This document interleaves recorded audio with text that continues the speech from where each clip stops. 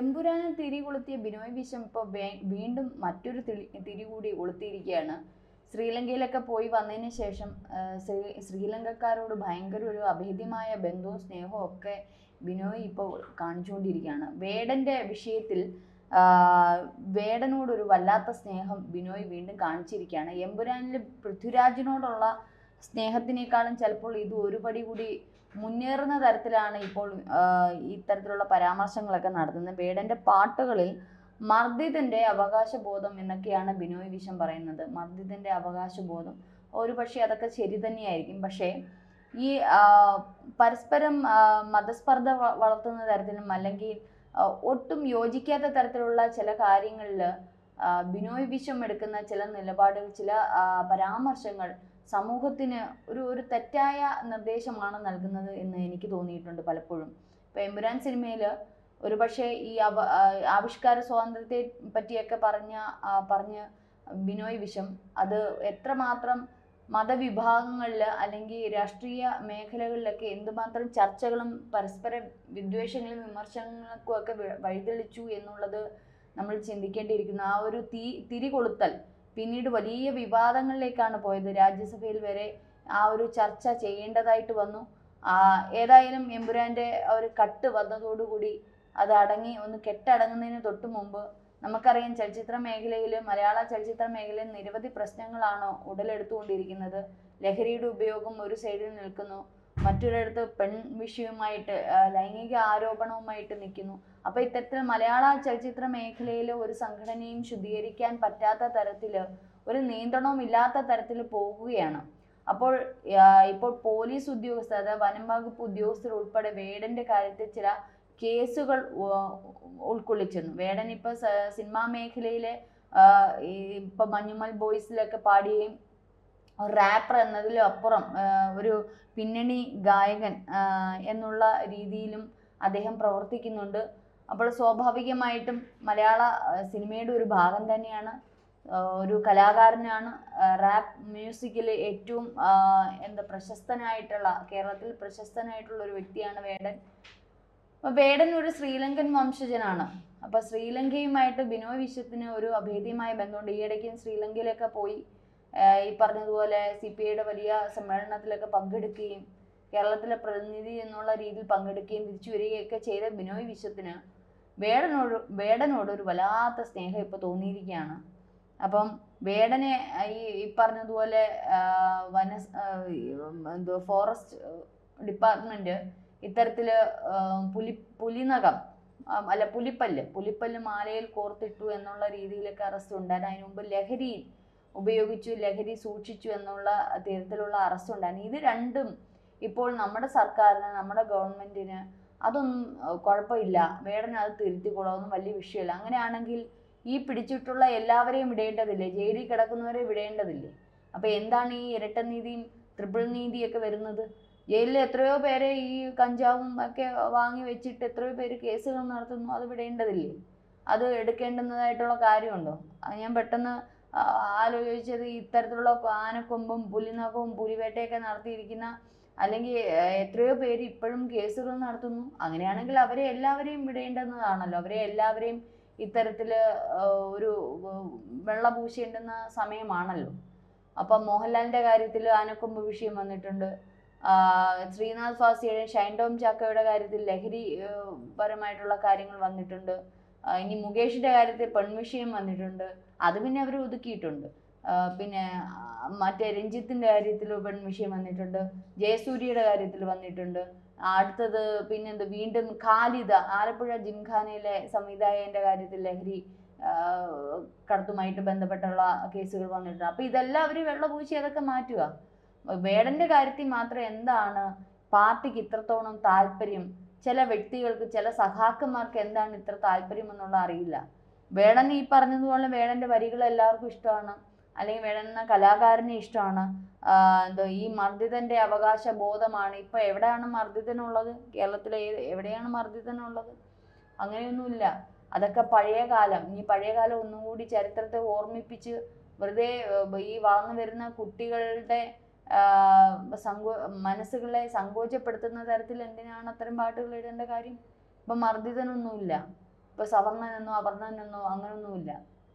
ദരിദ്രനിൽ നിന്നും ദാരിദ്ര്യമില്ല സമ്പന്നനിൽ നിന്നുള്ള വ്യത്യാസം മാത്രമേ ഈ കേരളത്തിൽ കാണുന്നു. പഴയ കാലഘട്ടത്തിൽ നിന്ന് ഒരുപാട് നമ്മൾ മുന്നോട്ട് ചലിച്ചിരിക്കുകയാണ്. അപ്പൊ വീണ്ടും കറുത്തവൻ അല്ലെങ്കിൽ ദളിതൻ അല്ലെങ്കിൽ ഈ പറഞ്ഞതുപോലെ എനിക്ക് ആ ഓരോ ഇതിന്റെ പേര് ജാതിപരമായിട്ട് പറയാൻ പറ്റത്തില്ല. അങ്ങനെ പറയുമ്പോൾ അത്തരത്തിലുള്ള ഇതിൽ നിന്ന് വരുന്ന കുട്ടികൾക്ക് അത് വല്ലാത്തൊരു മുറിവായിരിക്കും ഏൽക്കുന്നത്. ഇങ്ങനെയാണോ ഞങ്ങളുടെയൊക്കെ ആൾക്കാർ കഴിഞ്ഞിരുന്നത്, ഇനി എന്നെ അങ്ങനെയാണോ കാണുന്നത്? അപ്പം അവർക്കൊരു കോൺഫിഡൻസ് ഉണ്ടാകത്തില്ല, അവർ മുന്നോട്ട് വരാൻ അവരെ പ്രാപ്തമാക്കത്തില്ല. അപ്പം അത്തരത്തിലുള്ള ചരിത്രങ്ങൾ പഠിപ്പിക്കുന്നതൊക്കെ നല്ലതാണ്. അത് മാത്രം വീണ്ടും വീണ്ടും എഴുതുന്നത് അത് ശ്രീലങ്കയിൽ ഇപ്പോഴും അത്തരത്തിലുള്ളത് കൊണ്ടായിരിക്കും.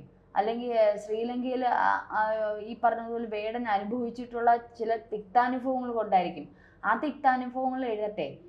അല്ലെങ്കിൽ ഗാസയും ഈ പറഞ്ഞതുപോലെ ഇസ്രായേലിനെയൊക്കെ വെച്ച് എഴുതുന്നത് പോലെ കറണ്ട് അഫയേഴ്സ്, അതായത് ഇപ്പം നടന്നുകൊണ്ടിരിക്കുന്ന വിഷയങ്ങളെ ആസ്പദമാക്കിയിട്ടുള്ളത് എഴുതട്ടെ. പക്ഷേ ശ്രീലങ്കയിലെ വിഷയങ്ങൾ, ശ്രീലങ്കയിലെ റാപ്പ് മ്യൂസിക്കിൽ അവിടെ കൊടുത്തിരുന്ന അവിടെ കുറച്ചുകൂടി പ്രയോജനപ്പെടും. അല്ലാതെ കേരളത്തിൽ ഇത്രയധികം മുന്നോക്കം നിൽക്കുന്ന ഒരവസ്ഥയിൽ കേരളത്തിൽ ഇത്തരത്തിലുള്ള റാപ്പ് മ്യൂസിക് എത്രമാത്രം യോജിക്കും, എത്രമാത്രം അത് ഫലവത്താവും എന്നുള്ളത് നമുക്കറിയേണ്ടി. പക്ഷേ ഇവിടെ ഉണ്ട് ജാതി വ്യവസ്ഥകളും അല്ലെ ചില കാര്യങ്ങളുണ്ട്, നമുക്ക് പറയാൻ പറ്റുന്ന ചില കാര്യങ്ങളുണ്ട്. രാഷ്ട്രീയ കാര്യങ്ങളായാലും ഈ പറഞ്ഞതുപോലെ ദരിദ്രൻ സമ്പന്നൻ എന്നുള്ള കാര്യങ്ങളായാലും അവശത അനുഭവിക്കുന്നവരുടെ കാര്യങ്ങൾ, ഇതൊക്കെ ഒരുപാട് കാര്യങ്ങൾ വേടന് ഇനിയും എഴുതാനുണ്ട്. വേടന് അതിനുള്ള കഴിവുണ്ട്, എഴുതട്ടെ. അതൊക്കെ ഒരു ഭാഗം കലാകാരൻ്റെ ഒരു കലാസൃഷ്ടി എന്ന് പറയുന്ന ഈ ആവിഷ്കാര സ്വാതന്ത്ര്യത്തിലൊന്നും ആരും ഇടപെടുന്നത് അതെന്തെങ്കിലും ആയിക്കോട്ടെ, അത് ഒരു ഭാഗത്ത് നിൽക്കട്ടെ. പക്ഷേ ലഹരി ഉപയോഗിക്കുക, ലഹരി മരുന്നുകൾ കൈവയ്ക്കുക, അല്ലെങ്കിൽ ഈ പറഞ്ഞതുപോലെ വനം വകുപ്പിൻ്റെ ഇതില്ലാതെ അതിൻ്റെ പുലിനകം എടുത്ത് കഴുത്തിൽ തൂക്കുക, ഇതൊക്കെ എന്ന് പറയുന്നത് വളരെ കുറ്റകരമായിട്ടുള്ള കേസുകളാണ്. അതിൽ നിന്ന് അതിനെ വെള്ള പൂശുന്നത് എത്രമാത്രം ശരിയുണ്ട്? അതും നമ്മളുടെയൊക്കെ രാഷ്ട്രീയത്തിൻ്റെ അല്ലെങ്കിൽ ഭരണത്തിൻ്റെ തലപ്പത്തിരിക്കുന്നവർ ഇത്തരത്തിൽ വെള്ള പൂശുന്നത് എത്രമാത്രം യോജിക്കാൻ പറ്റുന്ന ഒന്നാണ്. അങ്ങനെയാണെങ്കിൽ ഈ കുറ്റം ചെയ്യുന്നവരെ എല്ലാവരെയും വെള്ള പൂശണ്ടേ? ഒരു കൊലപാതകം ചെയ്യുന്നവര്, കള്ളത്തരം ചെയ്യുന്ന കള്ളക്കടത്തുകാർ, അവരെല്ലാം എത്രയോ പേര് ജയിലിൽ കിടന്നുകൊണ്ട് പശ്ചാത്തപിക്കുന്നവരുണ്ട്. ഇനി അങ്ങനെ ചെയ്യില്ല, എനിക്ക് അറിവുകേട് കൊണ്ട് പറ്റിപ്പോയതാണ് എന്ന് പറഞ്ഞ് പശ്ചാത്തപിക്കുന്നവരുണ്ട്. അവരൊക്കെ തിരിച്ച് അവരുടെ ജീവിതത്തിൽ വന്ന് നല്ലത് ചെയ്യാൻ ആഗ്രഹിക്കുന്നുണ്ട്. പശ്ചാത്താപമൊക്കെ നല്ലത് തന്നെയാണ്, അതിനെ പ്രോത്സാഹിപ്പിക്കുക തന്നെ വേണം. പക്ഷേ ഈ ചെയ്തേക്കുന്ന തെറ്റിപ്പോൾ ബിനോയ് വിശ്വം പറയുന്നത് അത് മനഃപൂർവ്വമായിട്ട് ചെയ്തതാണ്, അല്ലെങ്കിൽ വനം വകുപ്പ് ഉദ്യോഗസ്ഥർ എന്താണെന്നുള്ളത് കണ്ടെത്തേണ്ടിയിരിക്കും. അങ്ങനെയൊന്നുമില്ല, മനഃപൂർവ്വമൊന്നുമില്ല. അങ്ങനെ ഒരു ഇത് വന്നു, കേസ് വന്നു, അത് 10 പേര് അറിഞ്ഞു. അപ്പോൾ അവരവരുടെ ഡ്യൂട്ടി ചെയ്യുന്നു. അപ്പോൾ അവരുടെ ഡ്യൂട്ടിയെ തടസ്സപ്പെടുത്തുന്ന തരത്തിൽ ഭരണത്തലപ്പത്തിരിക്കുന്നവർ പോലും ഇത്തരത്തിലൊരു പരാമർശങ്ങൾ നടത്തുമ്പോൾ എങ്ങനെയാണ് നാളെ അവർ വിശ്വസിച്ച് ഇത്തരത്തിലുള്ള എന്തെങ്കിലും ചെയ്യുന്നത്? അവർ കണ്ണടയ്ക്കുമ്പോൾ ഇത്തരത്തിലുള്ള ക്രിമിനൽ കുറ്റങ്ങൾ വളരും. അപ്പം സമൂഹത്തിൽ ഉന്നതിയിൽ ഇരിക്കുന്നവരെ തുടരുത്, താഴ്ത്തട്ടിൽ ഇരിക്കുന്നവരെ തുടരണം. അതല്ലേ വേടൻ ഇനി റാപ്പ് മ്യൂസിക്കിൽ ചെയ്യേണ്ടുന്നത്. ഉന്നതിയിൽ ഇരിക്കുന്നവരെ തുടരുത്. വേടൻ്റെ അനുഭവം തന്നെ വേടൻ ഇപ്പോൾ എടുത്തു നോക്കുക. താൻ ഒരു VIP ആയതുകൊണ്ട് ഒരു സാധാരണ ഇപ്പം അദ്ദേഹം മരപ്പണിയോ ഈ മേശിരിയായിട്ടൊക്കെ പോയിരുന്ന ഒരു കാലം ഉണ്ടായിരുന്നു. വേടൻ ഒരുപാട് ദുഃഖങ്ങൾ അനുഭവിച്ചിരുന്ന കാലം ഉണ്ടായിരുന്നു. അന്ന് ഈ ഭരണകർത്താക്കളോ ഈ LDF സർക്കാരോ CPIO വേടൻ്റെ അമ്മയോ സഹോദരനെ എങ്ങനെ നോക്കിയിരുന്നു? ഇല്ല. അദ്ദേഹം ഈ റാപ്പിലൂടെ സ്വന്തം കഴിവിലൂടെ ചെറിയ ഇൻസ്റ്റയിലും യൂട്യൂബിലും പലരും എടുത്തിട്ട് ഷെയർ ചെയ്ത് ജനങ്ങളാണ് അദ്ദേഹത്തിന് ഇത്രയും വലിയൊരു ഇതിലെത്തിച്ചത്. അപ്പോൾ ജനങ്ങളോട് അദ്ദേഹത്തിന് ചില കാര്യങ്ങളുണ്ട്. അപ്പോൾ ജനങ്ങൾക്ക് വേണ്ടിയിട്ട് അദ്ദേഹം ആരാണോ ഇദ്ദേഹത്തിന് വെള്ളപൂശിന് അവർക്കെതിരെയാണ് വേടൻ ഇനി എഴുതേണ്ടത് എന്നാണ് എൻ്റെ ഒരു അഭിപ്രായം. കാരണം അത് ശരിയായിട്ട് ബോധമുള്ള ഒരു വ്യക്തിയാണ്. ഈ പറഞ്ഞതുപോലെ നല്ല കവിതയും അല്ലെങ്കിൽ നല്ല നിലപാടുകളുള്ള വ്യക്തിയാണ്. ഇദ്ദേഹത്തിന് വെള്ളപൂശുന്നവർക്കെതിരെ ആദ്യം എഴുതട്ടെ. എന്തായാലും ബിനോയ് വിശ്വം ഇപ്പം പറയുന്നത് കേരളം കണ്ട ഏറ്റവും സത്യസന്ധവും ധീരവുമായ പ്രസ്താവനയാണ് വേടൻ നടത്തിയതെന്ന്. അങ്ങനെയാണെങ്കിൽ എല്ലാവരും ഇതേപോലെ പ്രസ്താവന നടത്തി അങ്ങ് പോയാൽ മതിയല്ലേ. തൻ്റെ ജീവിതാനുഭവങ്ങളിൽ നിന്നും സ്വാംശീകരിച്ച രാഷ്ട്രീയ ധീരതയാണ് വ്യക്തിപരമായ ദൗർബല്യത്തെപ്പറ്റി സത്യസന്ധതയോടെ സംസ്കരിക്കുവാനുള്ള ആർജവം ആ ചെറുപ്പക്കാരന് നൽകിയത്. വേടനെതിരെ നടപടിയെടുത്തത് ശരിയായ വിധത്തിലാണോ എന്ന് എല്ലാവരും ചിന്തിക്കണം. വനം വകുപ്പിന് ഇരട്ടത്താപ്പ് നയം പാടില്ല എന്നൊക്കെ ബിനോയ് വിശ്വം ഇങ്ങനെ എഴുതിയിരിക്കണം. അപ്പം രാഷ്ട്രീയത്തിന്, നിങ്ങളുടെ സർക്കാരിന്, നിങ്ങളുടെ പാർട്ടിക്ക് ഈ ഇരട്ടത്താപ്പ് പാടില്ല. മറ്റൊരാൾക്ക് വേറൊരു നയം, വേടന് മറ്റൊരു നീതി എന്ന് ജനങ്ങൾ ചോദിച്ചാൽ നിങ്ങൾ എന്താണ് അവിടെ ആൻസർ ചെയ്യുന്നത്? ഞങ്ങൾ ആരെയാണ് വിശ്വസിക്കേണ്ടത്? നാളെ ഈ വനംവകുപ്പ് ഉദ്യോഗസ്ഥർ അവരുടെ ജോലിയെ ബാധിക്കുന്ന തരത്തിൽ അവർ ഇത്തരത്തിലുള്ള കാര്യങ്ങളൊക്കെ വരുമ്പോൾ അവരെന്ത് ചെയ്യും? ഇതിൽ പിന്നോട്ട് മാറും. അപ്പം വമ്പന്മാർ ഇതുപോലെ വീണ്ടും വീണ്ടും തെറ്റുകൾ ചെയ്തുകൊണ്ടേയിരിക്കും. അപ്പം അത്തരത്തിൽ അവരുടെ ഉദ്യോഗസ്ഥരുടെ നടപടികളിൽ ചോദ്യം ചെയ്യുന്നത് വളരെ തെറ്റ് തന്നെയാണ്. ഉദ്യോഗസ്ഥർക്കറിയാം അതെന്താണെന്ന്. അങ്ങനെ ഒരു ഇത് വന്നതുകൊണ്ട്, ഒരു കേസുമായിട്ട് വന്നതുകൊണ്ട് അവരത് ചോദ്യം ചെയ്യുന്നു. അവരവരുടെ നിയമപരമായിട്ട് കാര്യങ്ങൾ ചെയ്യും. അത് കോടതിയിൽ നിൽക്കുകയാണ്. അതിനെ ഒരിക്കലും ചോദ്യം ചെയ്തത് തെറ്റ് തന്നെയാണ്. ബിനോയ് വിശ്വം ഇത്തരത്തിലുള്ള ഒരു CPIയുടെ വലിയ സെക്രട്ടറി പദവിയൊക്കെ വഹിക്കുന്ന ഒരു വ്യക്തി ഇത്തരത്തിലുള്ള പല പരാമർശങ്ങളും ഈ പറഞ്ഞതുപോലെ രാഷ്ട്രീയ പേക്കോലം അല്ലെങ്കിൽ രാഷ്ട്രീയ കോമാളിത്തരങ്ങൾ ഇങ്ങനെ വിളിച്ചു പറയുന്നത് ഒന്ന് ശ്രദ്ധിച്ചും ചിന്തിച്ചും ഇരിക്കുക. നിങ്ങളുടെ ഈ CPIക്കും CPM-നും ഒക്കെ ഒരു ഇതുണ്ട്, മുതലാളിത്ത വർഗത്തിനെതിരെ പ്രതികരിക്കുന്നവരാണ് ഞങ്ങളുടേത്. അങ്ങനെയൊന്നുമില്ല. അതൊക്കെ പണ്ട്. ഇപ്പം മുതലാളിയൊന്നുമില്ല. ഇപ്പം തൊഴിലാളികളാണ് പറയുന്നതാണ് ഇപ്പം വാക്യം. അവർ പറയുന്നത് തന്നെയാണ് ഏറ്റവും വലിയ ഇത്. അപ്പോൾ ഈ മുതലാളിത്തവർ അതിൻ്റെതായ സിറ്റുവേഷൻ വരുമ്പോൾ നിങ്ങൾ പ്രതികരിക്കൂ. അല്ലാതെ വേടനെ പോലുള്ള ഒരാൾ ഇങ്ങനെയുള്ള ഇതൊക്കെ എഴുതുന്നത് കൊണ്ട് അയാളെ വലിയ. ഇനിയിപ്പോൾ ദാണ്ട് ഇടുക്കിയിൽ സംസ്ഥാന സർക്കാരിൻ്റെ 4ാം വാർഷികത്തിന് വേടൻ്റെ ഒരു ദിവസത്തെ ഇത് തന്നെ 10 ലക്ഷമോ 15 ലക്ഷമോ ഒക്കെ വേടൻ്റെ ഫീസ് തന്നെ. അപ്പോൾ അതൊക്കെ ചിലവാക്കി വേടനെ ഇനിയിപ്പോൾ ഇടുക്കിയിൽ കൊണ്ടുവന്ന് റാപ്പ് മ്യൂസിക്കൊക്കെ ഈ ഒരു കേസുമായിട്ട് ബന്ധപ്പെട്ട സർക്കാർ തന്നെ എന്താ ഇതൊക്കെ പറയുക, എന്താ ഇതിലൊക്കെ ചെയ്യുക. എന്തായാലും നമ്മുടെ കാലം പോകുന്ന പോക്കേ, കേരളം പോകുന്ന പോക്കേ എവിടെ ചെന്നെത്തുമെന്ന് ദൈവത്തിന് തന്നെ അറിയാം.